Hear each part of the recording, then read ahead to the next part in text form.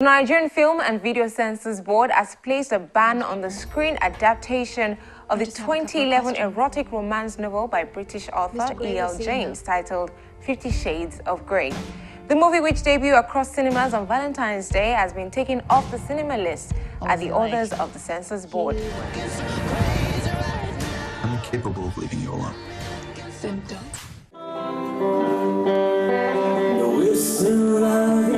Rock music act Odina has cried out for help to raise funds to help save his life following a road accident 3 months ago.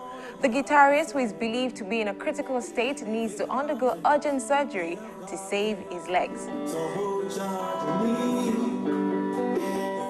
Nigerian celebrity stylist Ifeanyi Michael has recruited Nollywood top names in his debut production titled Odina. The drama, which stars Iretiola Doyle, Beverly Naya, Chris Atto, Jide Kosoko, and others, follows the challenges faced by a teenager who has to deal with a huge debt left behind by his late father. Captain, request permission to... Denied. If I'm wrong, if it's a trap, I want you here. And popular U.S. actor Leonard Nimoy has passed away.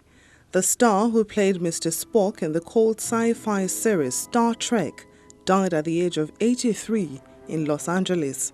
His son Adam said he died of end-stage chronic obstructive pulmonary disease on Friday, February the 27th.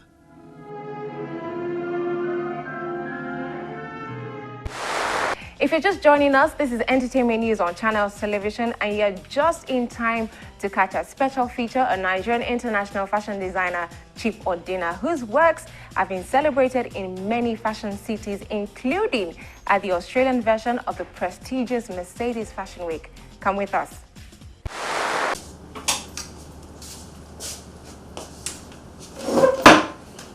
Chief Odina is a Nigerian fashion designer that has worked in different fashion capitals of the world. First a graduate of economics, Odina's love for fashion saw him gradually break into the fashion industry from fashion retail and self-teaching until enrolling into the London College of Fashion. At the time when I started in the fashion industry, it was a very interesting time because there were a lot of changes happening. We had just come off the back of, it was sort of the mid to late 80s. And during that period, a lot of the manufacturing in the UK was moving to places where it could be produced a lot more cheaper. This was the beginning of the advent of what we see happening with China at the moment. So this is at the start of it. Countries like Turkey, India, Bangladesh, this is when they all started taking on a lot of production from countries like the UK. It was a very transitional time because a lot of fashion companies fell because they didn't have the finances to actually produce their clothes abroad for a cheaper rate. Odina rose through the ranks from working a retail store to fashion photography, interning at major fashion houses like Virgin Clothing to finally winning industry honors. He has featured in the famous Mercedes Fashion Week, and having spent a considerable number of years in Nigeria as a teenager, it was inevitable that he will eventually return to the country. He did that in 2012 as a creative director of the Nigerian Fashion Week. When you are from somewhere, you know, you cannot get away from why you love that place. And like I said earlier, my original inspiration is from Nigeria, having grown up here.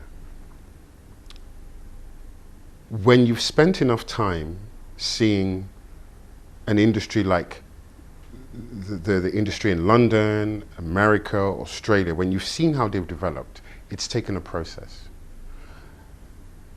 One of the best challenges I found coming back to Nigeria was that we were in a process, but it needed people to be challenged enough to want to move us out of that, where we were, and into a different place, like with anything.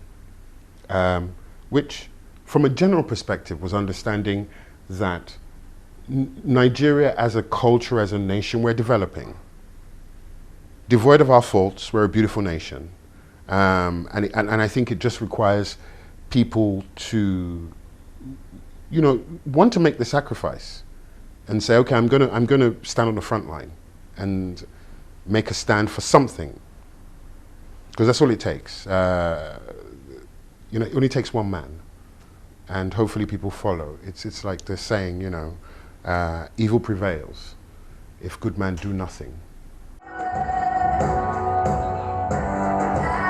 Being an independent denim wear designer, Chief Odina has always pushed the boundaries of the orthodox. Over the years, he has found a genuine love for African fabrics, and his clothes are now defined by his love for these fabrics.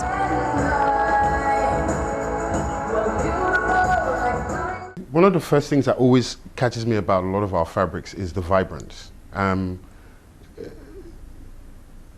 There is a vibrance which is unseen in a lot of fabrics around the world in terms of textures, in terms of utilization as well. And utilization is very important. When you look at the history of our clothing, be it our fabrics or how we wear them, they've always been done for purposes, be it ceremonial or for just normal living. And that's been the same anywhere around the world. That's always the same. However, in a Nigerian context, what is very different is that every fabric, every color, every texture tells a story.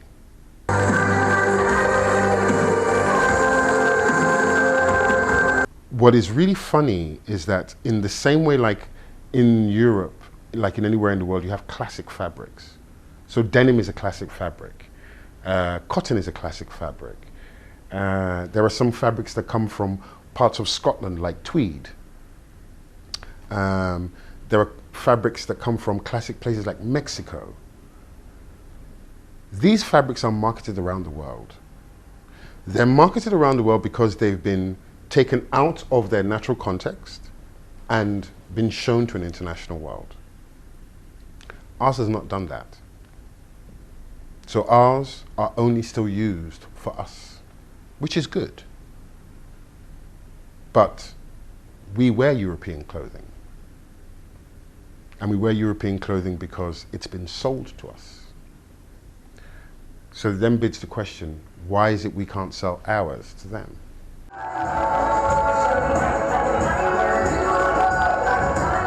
One of the things that I always do with 90% of my clothing is their ability to be taken directly from the catwalk, or in fact directly from my pen. So from when I'm putting my pen on the paper, and as I begin the design process, so if I look at a set of banana leaves or the water, as I begin the process, however extravagant it's going to be, I have thought of as many scenarios which quote unquote could be awkward and eliminate them. But in eliminating them, I make sure I do not take away from the beauty of what the final garment is going to be. So sometimes you come up with an idea which is very extravagant, you know, it's a dress which has wings and it has butterflies and has all these different things. It would look good on the catwalk. It would look good on the red carpet. But how is a woman going to get in and out of a car with it?